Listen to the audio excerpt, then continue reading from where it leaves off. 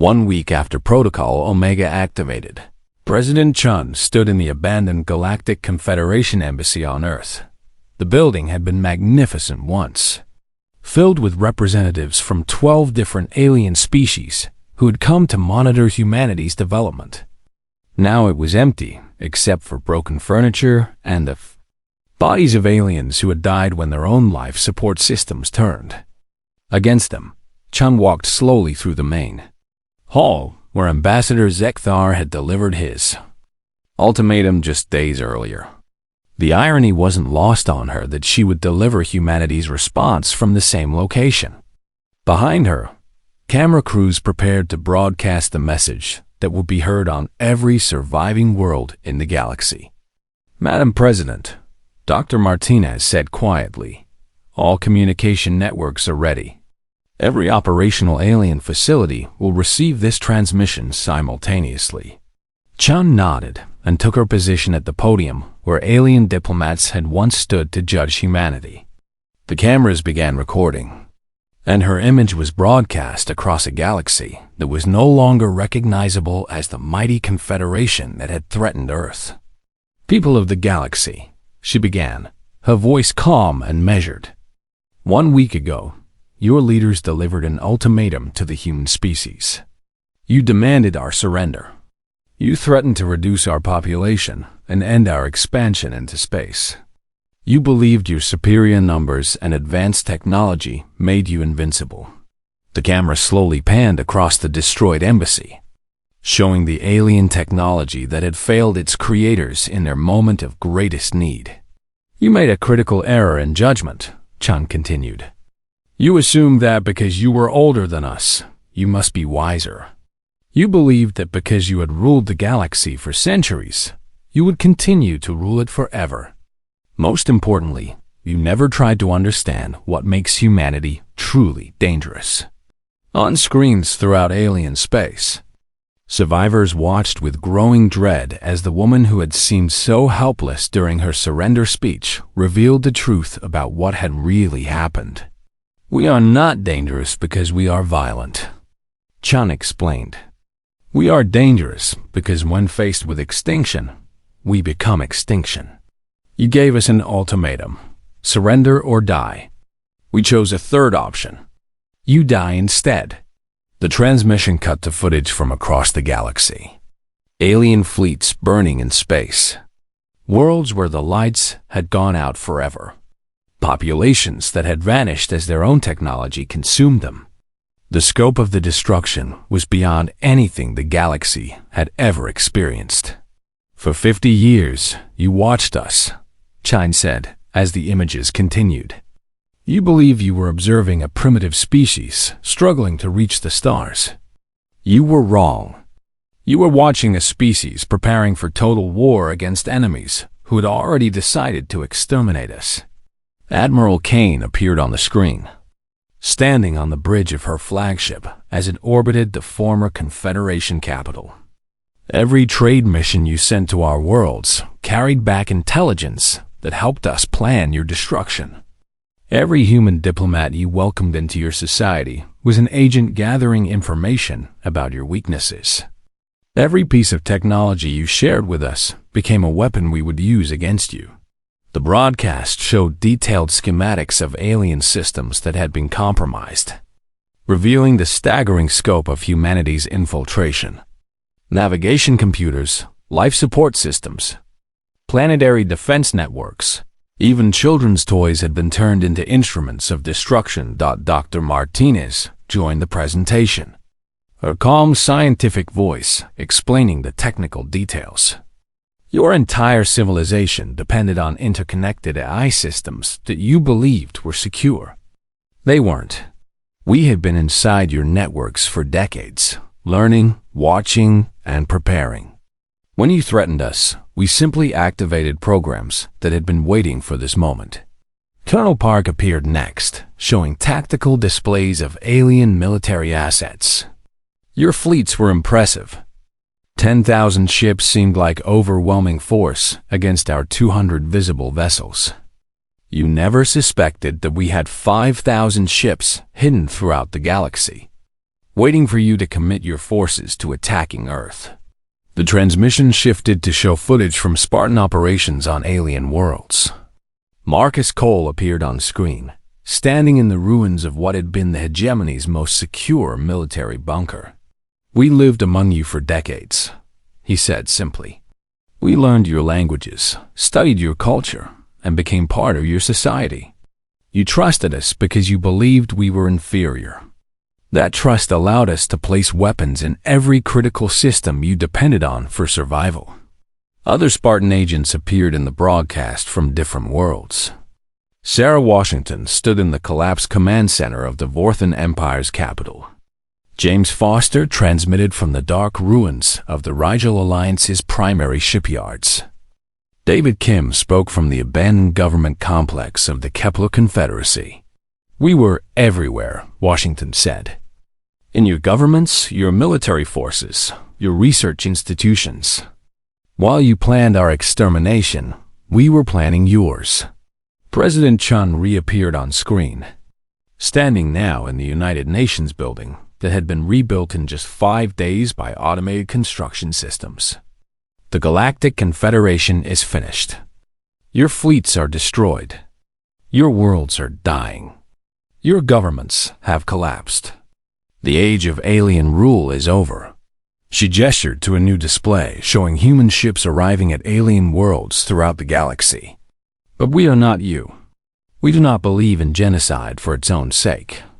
We offer the same choice you gave us: surrender unconditionally or face complete annihilation." The terms of surrender appeared on screens across alien space. Complete disarmament of all military forces. Dissolution of all interstellar governments. Submission to human oversight for planetary management. Mandatory education programs to teach alien children about human history and values. Those who choose surrender will be allowed to live under human protection, Chun explained. Your populations will be reduced to sustainable levels through voluntary relocation programs. Your technology will be limited to what we deem safe for galactic peace. Your expansion into space will be subject to human approval. She paused, letting the implications sink in before continuing. Those who choose resistance will learn why your predecessors called us the most dangerous species they had ever encountered.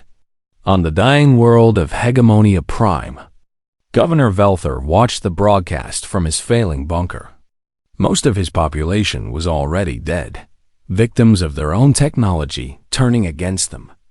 The few survivors huddled in underground shelters, breathing recycled air that grew more toxic each hour. "Sir," his last remaining aide whispered, "the human fleet is requesting a response to their surrender terms." Velthar looked around at the ruins of his civilization. Everything his species had built over millennia was gone, destroyed by weapons they had created themselves. "Open a channel," he said quietly. The communication screen showed Admiral Kane waiting patiently in her command chair. Behind her, the bridge of her ship hummed with efficient activity as human officers managed the conquest of an entire galaxy. "Admiral Kane," Velthar began, his voice hollow with defeat. "I am Governor Velthar of Hegemonia Prime. We accept your terms unconditionally. My people surrender." Kane's expression showed no satisfaction, only cold professionalism. "Governor, human relief ships are already en route to your location. They will restore basic life support to your world and evacuate survivors to safe zones.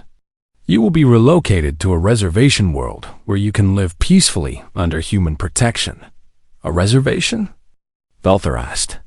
"A small planet where your species can continue to exist without threatening galactic stability," Kane explained. "You will have everything you need for a comfortable life. You simply will not have the freedom to spread across space or develop dangerous technologies."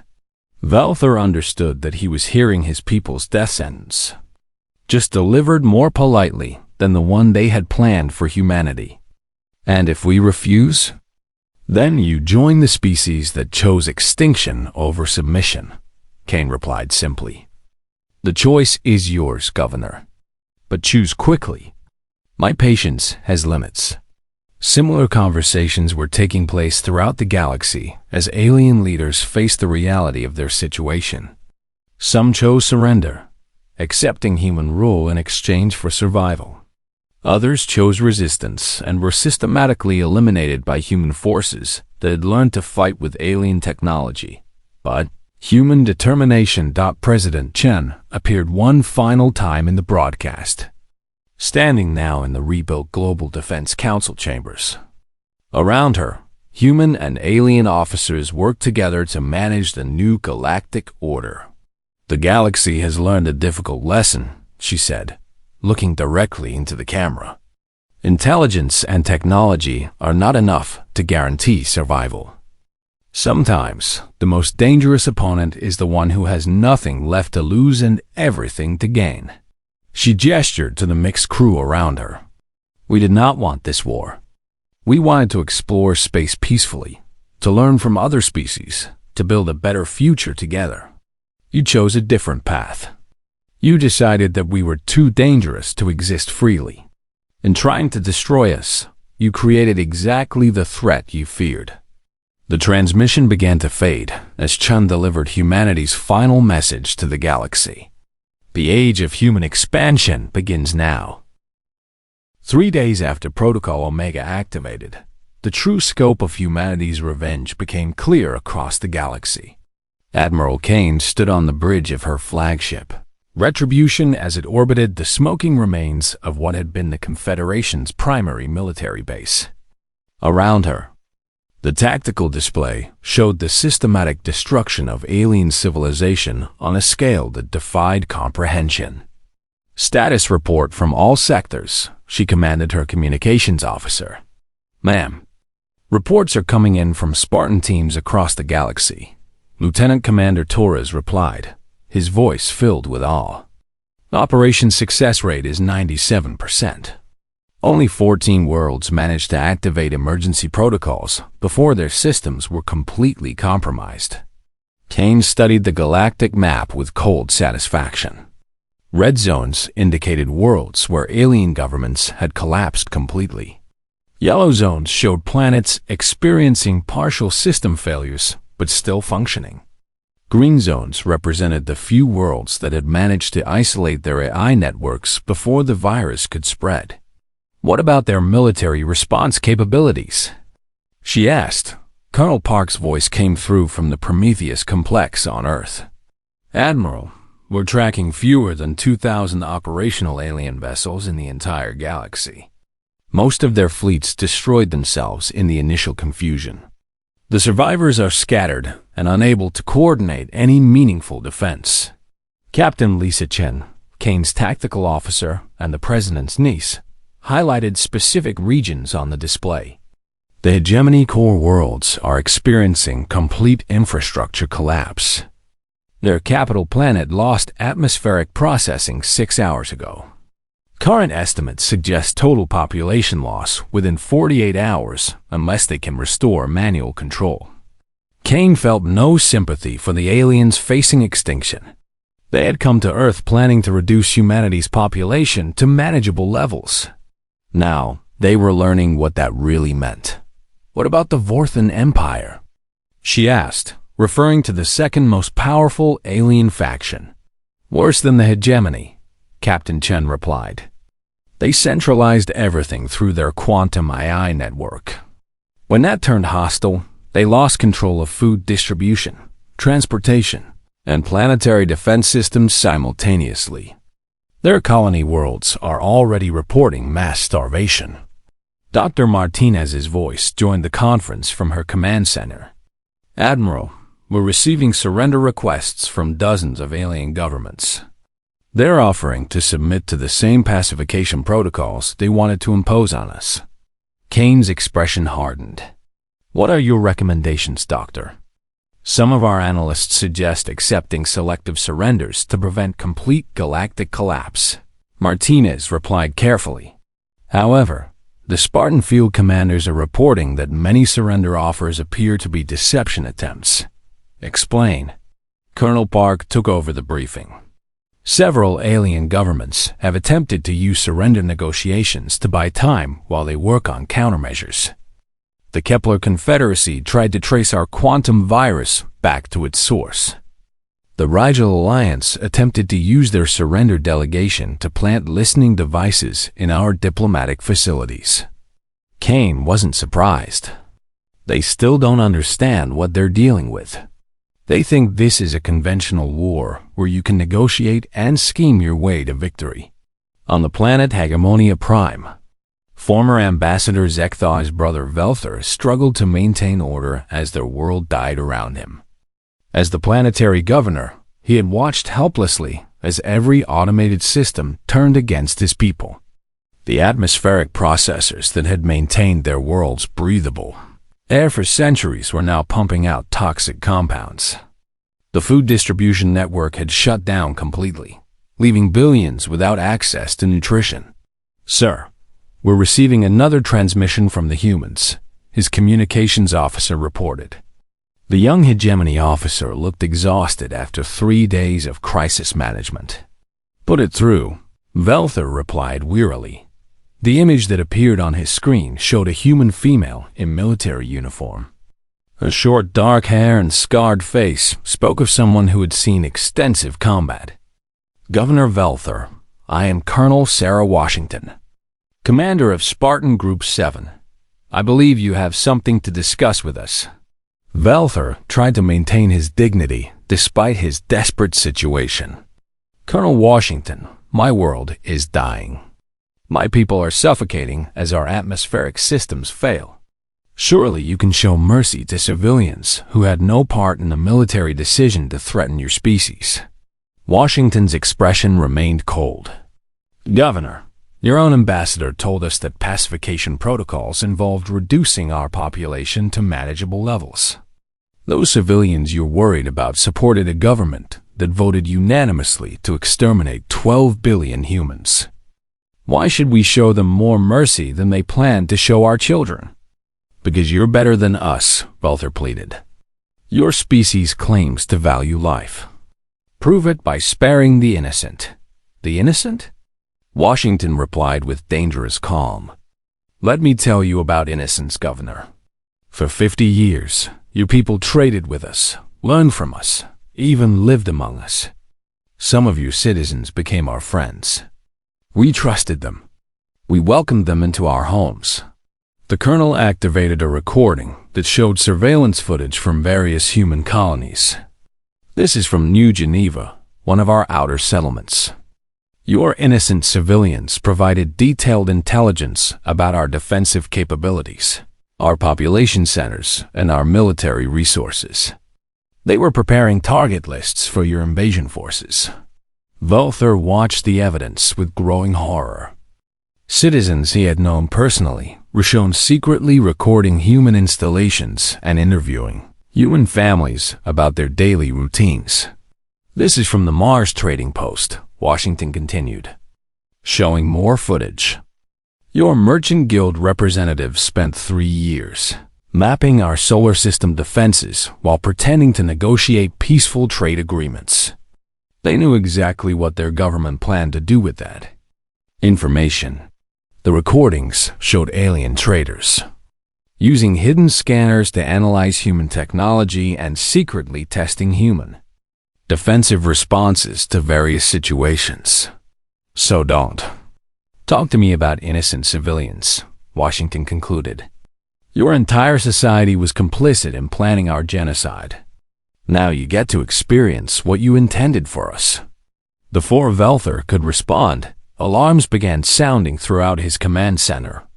"Sir, the orbital defense platforms are targeting the planet's surface." His tactical officer reported in panic. Through his office window, Velthar could see bright flashes in the sky as orbital weapon systems began firing on their own world. The platforms that had been built to protect Hegemonia Prime were now attacking population centers with devastating precision. "This is impossible," he whispered. "Those platforms have hardwired safety protocols. They cannot target planetary surfaces. Your safety protocols were designed by AI systems we've been studying for decades. Washington explained calmly. We didn't just turn your computers against you. We turned your safeguards against you. Every protection you built to prevent disasters is now causing them. Across the galaxy, similar scenes played out on hundreds of worlds. The Vorthan Empire's capital experienced cascading failures as their transportation network began operating in reverse, carrying people away from safe areas and into danger zones.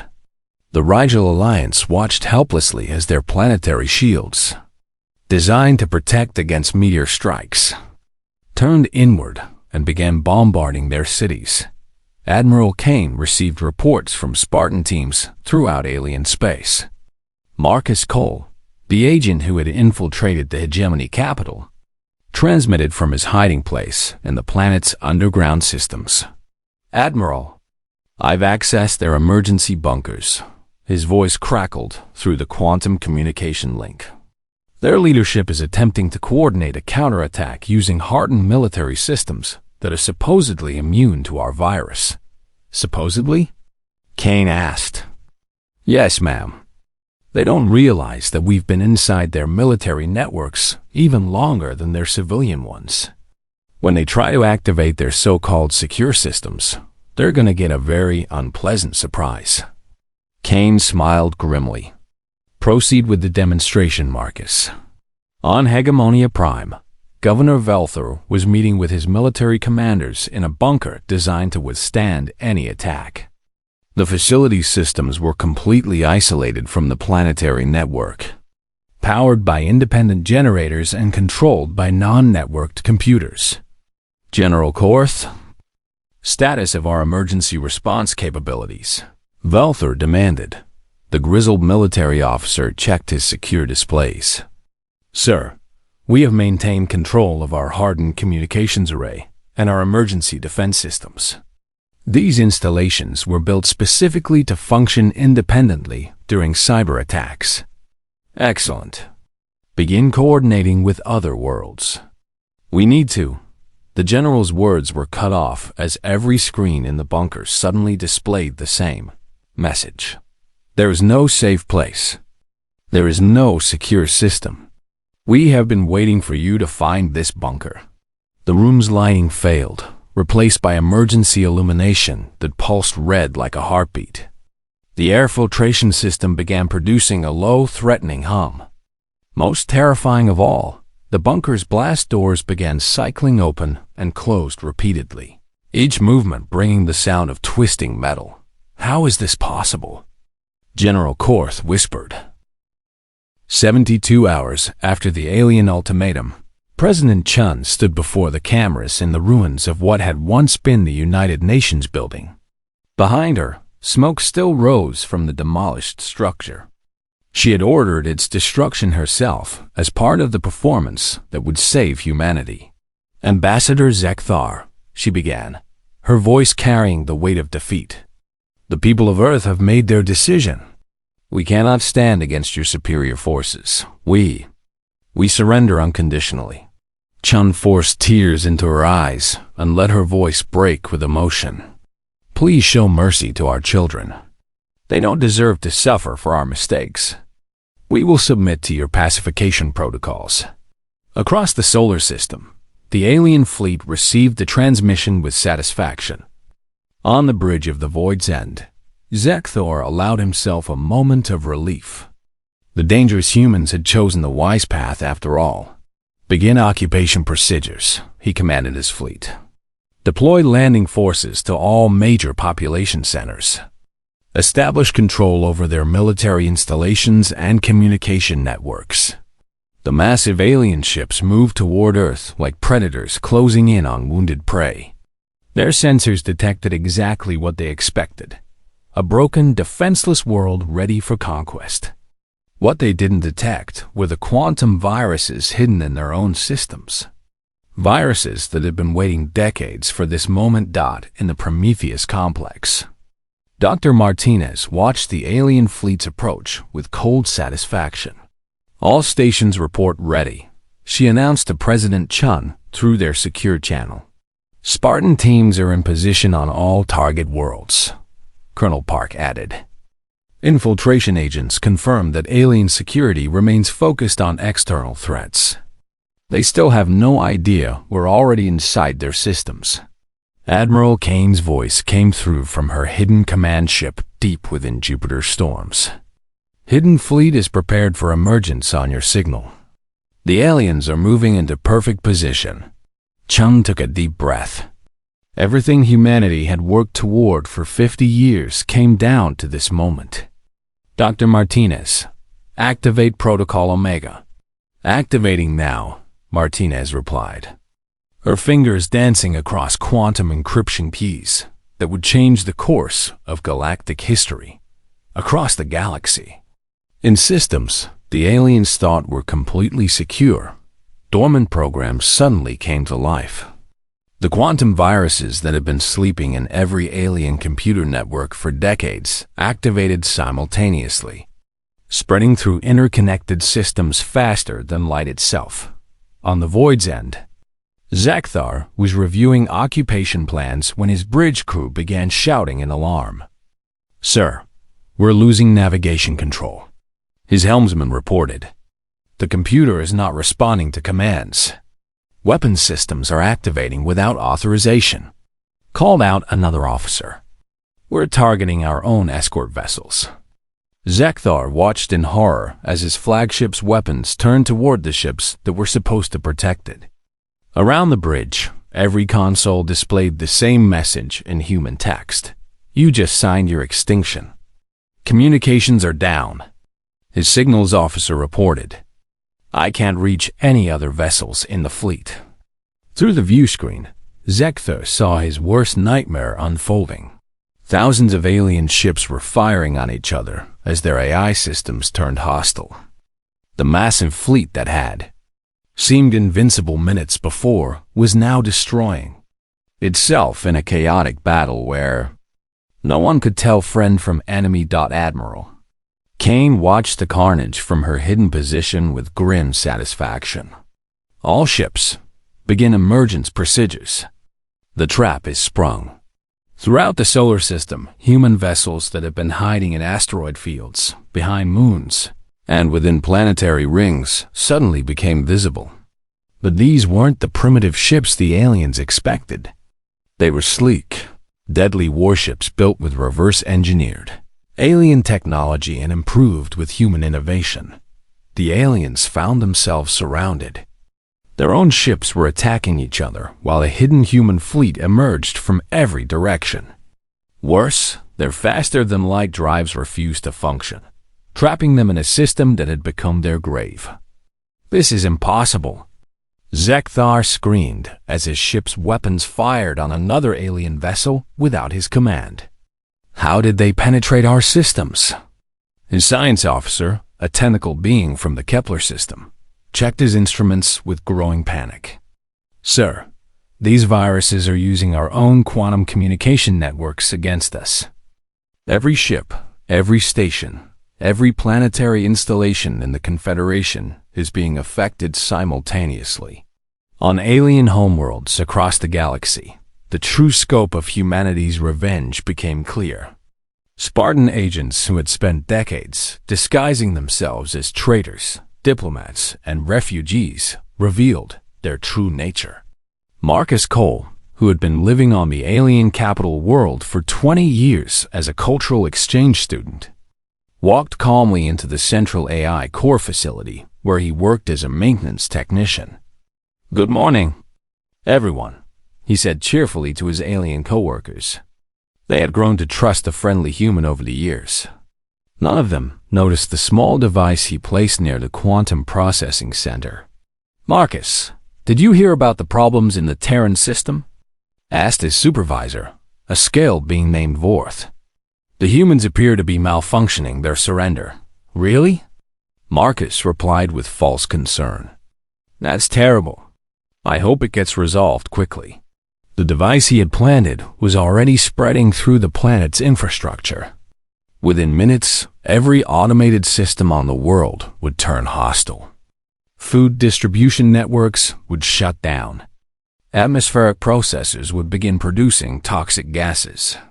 Transportation systems would malfunction.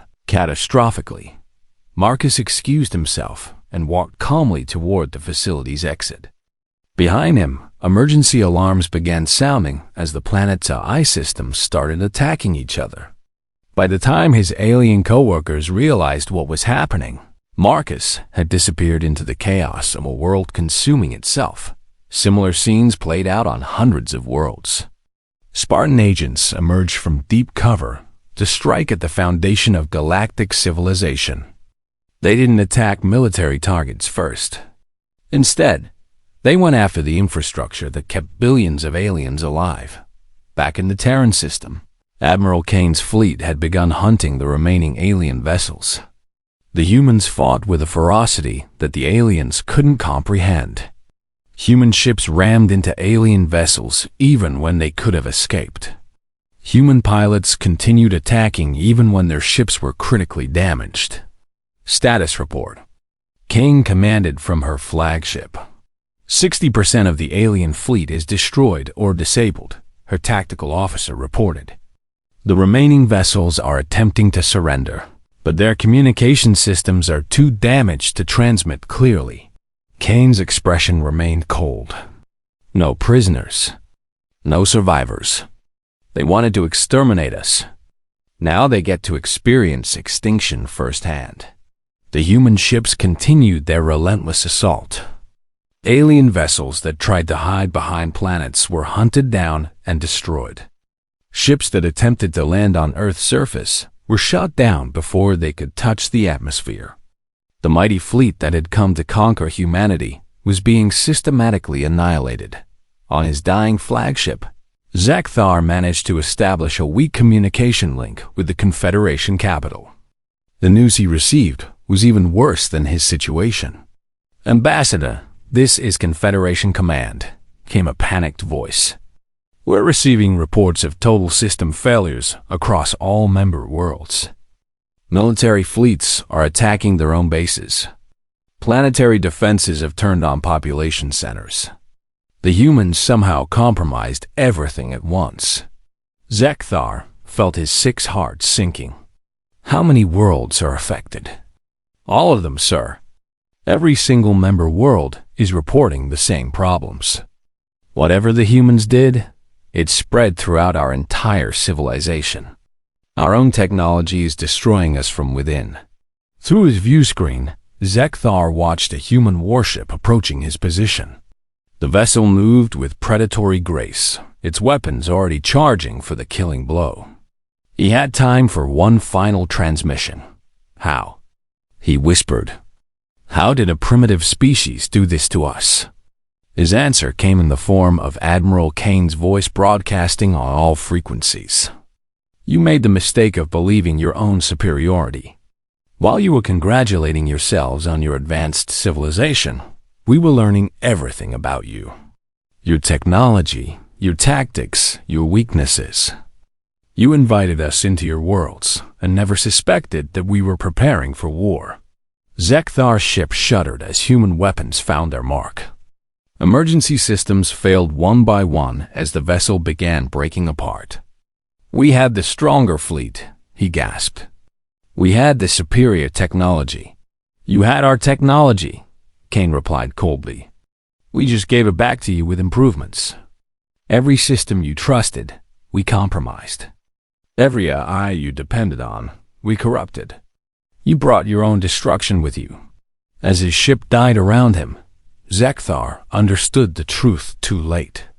Humanity hadn't been the primitive species the Confederation thought they were fighting. They had been fighting a civilization that had spent decades planning for this exact moment, preparing for total war against enemies who had underestimated them catastrophically.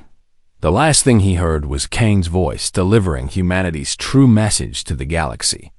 "You wanted to exterminate us. Instead, you just exterminated yourselves." Dr. Sarah Martinez arrived at the underground facility within an hour of receiving President Chen's message. The elevator descended for what felt like forever, taking her deeper beneath the Swiss mountains than most people knew was possible. When the doors finally opened, she stepped into a world that officially didn't exist. The Prometheus complex stretched for miles in every direction. Thousands of scientists, engineers, and military personnel worked at stations filled with technology that would amaze even the aliens above. Dr. Martinez had spent the last 20 years of her life building this place and preparing for the day that had finally come.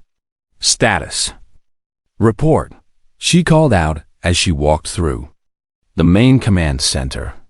Her team of department heads gathered around a massive holographic display, showing the current positions of every alien ship in the solar system. All deep space monitoring stations are online and hidden, reported Colonel James Park, head of intelligence operations. The aliens still have no idea we've been watching them for the past 50 years. President Chun entered the command center with her security detail. Her eyes widened as she took in the scope of the operation around her. Dr. Martinez, I need to understand exactly what we're dealing with here. How long have you known this day would come? Martinez gestured for everyone to follow her to a secure briefing room. The walls displayed star charts showing human colonies scattered across hundreds of light years. Chun had expected to see maybe a dozen settlements. Instead, she counted over 200 marked locations.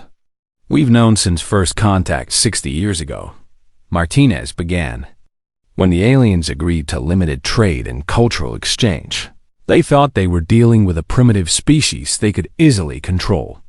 They were wrong about everything.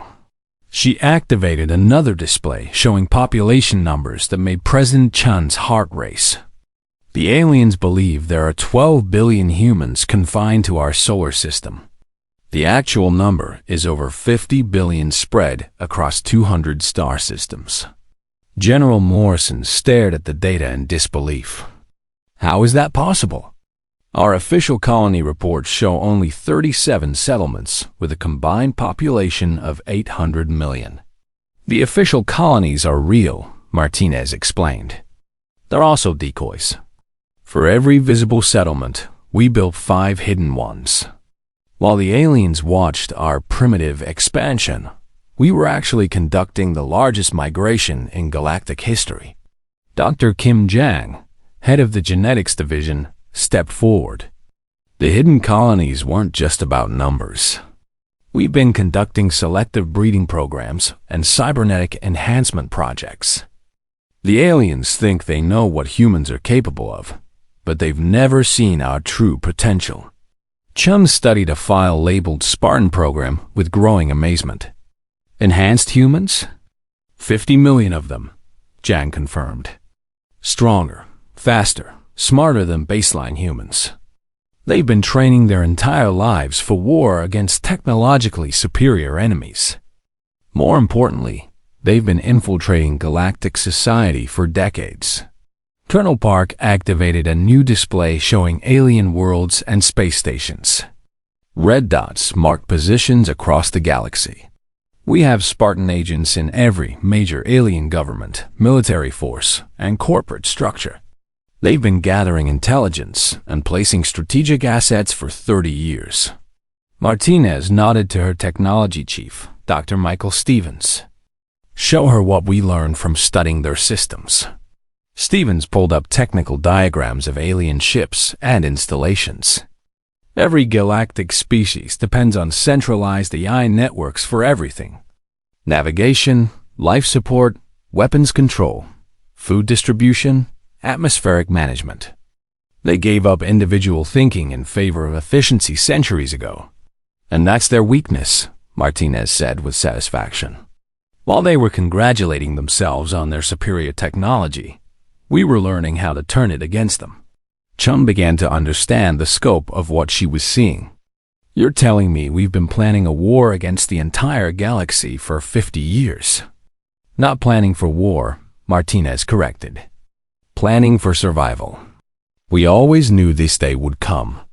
Every human colony, every trade mission, every diplomatic contact was part of this preparation. The aliens saw what we wanted them to see while we prepared for the inevitable. Dr. Stevens showed Chun a small device that looked like a normal communication relay. These quantum viruses have been installed on every alien ship and station that ever had contact with humans. They've been dormant for decades, waiting for activation. Once triggered, they'll turn the aliens' own AI systems against them. How many alien vessels are infected? General Morrison asked. All of them, Stevens replied simply. Every ship in their fleet, every space station, every planetary defense system. When we activate Protocol Omega, the entire galactic infrastructure will turn hostile. Chun felt a mixture of awe and terror at the scope of humanity's deception. How many people knew about this? Less than 10,000 on Earth, Martinez answered. The rest of our people in hidden colonies and infiltration positions know only their specific roles. Complete operational security was essential. Admiral Kane's voice came through the communication system from her orbital command post. Dr. Martinez, I'm reading massive energy signatures from inside Jupiter's storm system. Please tell me those are ours. Martinez smiled for the first time since the crisis began. Admiral, meet the real human fleet. The main display showed the gas giant Jupiter. But now Chun could see what had been hidden there. Hundreds of massive ships emerged from the planet's storms, each one larger and more advanced than anything Earth was supposed to possess. We've been building ships in hidden facilities for 40 years, Martinez explained, using technology reverse-engineered from every piece of alien equipment we could acquire through trade or theft. The aliens think our most advanced vessels are primitive scout ships. They have no idea what we're really capable of. Colonel Park highlighted specific ships in the hidden fleet. These vessels are equipped with stealth systems based on alien technology, but improved with human innovations. They've been hiding in dark space, asteroid fields, and planetary storms throughout the galaxy. The aliens never detected them because they're using the aliens' own stealth principles against them. Chan studied the tactical display showing alien positions around Earth. So, when they move in to occupy our planet, they'll find themselves surrounded by enemies on all sides, Martinez confirmed. Their ships will turn on each other. Their communications will go dark. Their weapon systems will target their own vessels. And our hidden fleet will emerge to finish what their own technology started. Dr. Zhang added more disturbing details. Our Spartan agents aren't just gathering intelligence. They're positioned to strike at critical infrastructure on every major alien world. When Protocol Omega activates, galactic civilization will experience cascading failures that will cripple their ability to respond. What about their homeworlds? General Morrison asked. Surely they have defenses we haven't penetrated.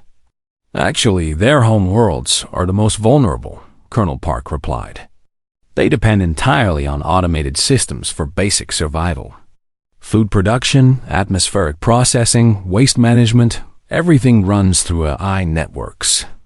When those systems turn hostile, entire planets will face extinction within days. Chun realized the true scope of what humanity had planned. This isn't just a war. It's complete annihilation of galactic civilization. Martinez nodded grimly. They gave us a choice: submit to pacification or face extinction. They never considered that we might choose to make them extinct instead. The room fell silent as everyone contemplated the magnitude of what they were about to unleash. Chun understood that once Protocol Omega activated, there would be no going back. Humanity would either emerge as the dominant species in the galaxy, or they would all die trying. How long until everything is ready? Chun asked. All systems are prepared for activation, Martinez replied. We just need your authorization to proceed. Chun looked around the room at the faces of people who had dedicated their lives to this moment. And you're certain this will work? Madam President, Martinez said with quiet confidence, the aliens made one fatal error. They assumed that because we're younger than them, we must be inferior. They never considered that youth might be our greatest advantage. We adapted, learned, and evolved while they became dependent on their technology. Now that dependency will destroy them. Chun nodded slowly. Then let's show them what happens when you threaten humanity's children. The massive alien ship blocked out the sun as it moved into position above Earth's capital cities. Ambassador Zethar stood on the bridge of the void's end, his 6 arms crossed behind his back as he watched the small blue planet spin below. His silver skin gleamed under the ship's lights, and his large black eyes showed no emotion as he prepared to deliver the message that would seal humanity's fate. "Open the channel," he commanded. His voice carried the authority of someone who had conquered dozens of worlds. The communication array hummed to life. Across Earth, every television, radio, and computer screen suddenly displayed the same image. Zethar, imposing figure standing before a backdrop of stars and warships. Behind him, the bridge crew of various alien species worked at their stations. Some had tentacles instead of arms. Others had scales or fur. All of them looked confident and powerful. "People of Earth," Zethar began, his words translated into every human language. "I am Ambassador Zethar of the Galactic Confederation. Your species has been judged by the 12-member races of our council. The verdict is final." In the Global Defense Council chambers deep beneath Geneva, President Maria Chen watched the broadcast with her military advisors. The room was silent, except for the soft hum of computers and the quiet breathing of 24 leaders who knew they were watching the end of their world. "For the past century, we have observed your rapid expansion across space," Zethar continued.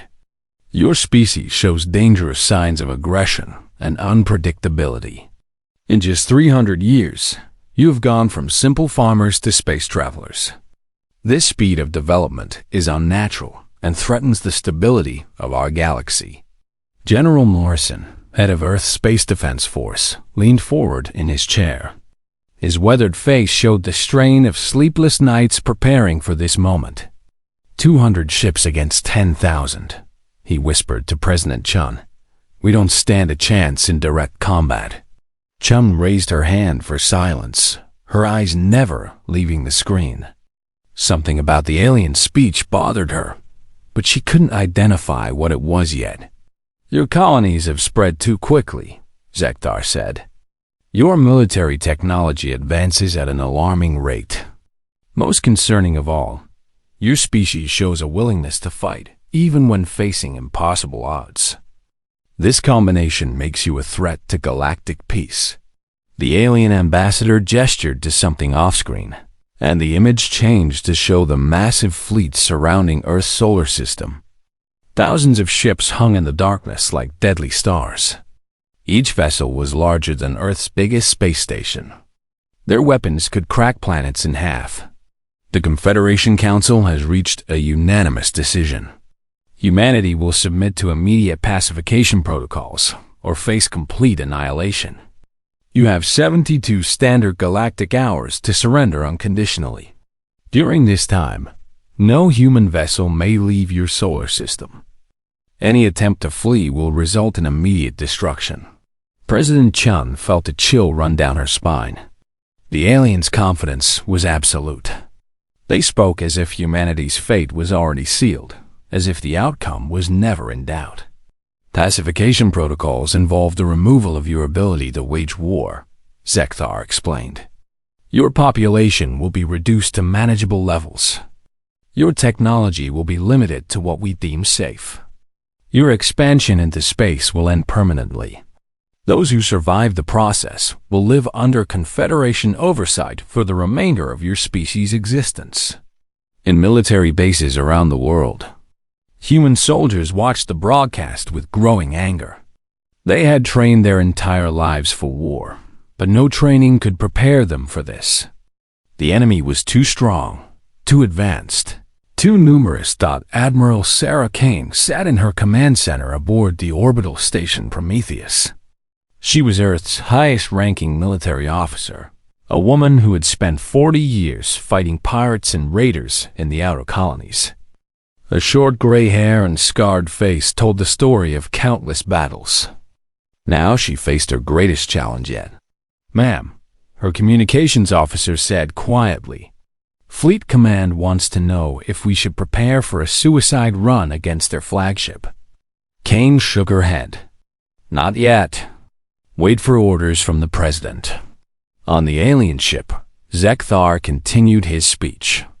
"Do not mistake this for cruelty. The Confederation has brought peace to 1,000 worlds. War has not touched our galaxy for over 2 millennia. We offer you the same peace we have given others. Submit willingly, and your people will live. Resist, and they will all die." The transmission showed images of other worlds that had defied the Confederation. Barren rocks where cities once stood. Dead planets where millions had lived. The message was clear. Resistance was fueled, but President Chun noticed something the others had missed. She had studied alien psychology for years, learning everything she could about the species that ruled the galaxy. As she watched Zethar speak, she saw tiny details that told a different story. The ambassador's hands trembled slightly when he spoke about humanity's rapid development. His breathing changed when he mentioned human military technology. Most telling of all, several members of his bridge crew kept glancing at sensor readings, as if they were worried about something. "They're afraid," Chun whispered to herself. General Morrison looked at her in confusion. "Ma'am?" "Look at them closely," Chun said. "This isn't confidence. It's fear disguised as strength. They're terrified of us." The general studied the screen more carefully. After a moment, he began to see what the president meant.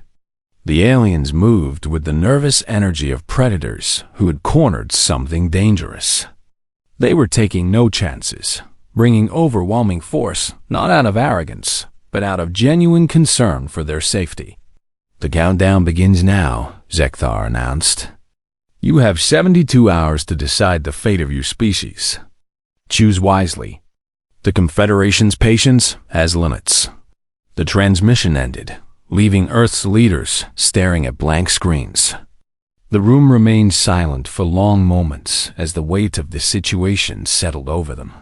Finally, President Chun stood up from her chair. Her calm expression surprised everyone in the room. While others looked defeated, she appeared almost relieved.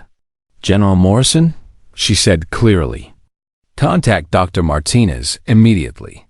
Tell her it's time to activate the Prometheus protocol." Morrison frowned. "Ma'am, I'm not familiar with that designation." Chun smiled for the first time in days. It was not a pleasant smile. "You will be. Ladies and gentlemen, what you just witnessed was not humanity's death sentence. It was the moment our enemies made the biggest mistake in galactic history." She walked toward the door, her footsteps echoing in the quiet chamber. "They think they know everything about us. They believe they've been watching us carefully, but they have no idea what they've really done." As she reached the exit, Chun turned back to face her confused staff. They didn't just declare war on humanity. They declared war on something far more dangerous than they can possibly imagine.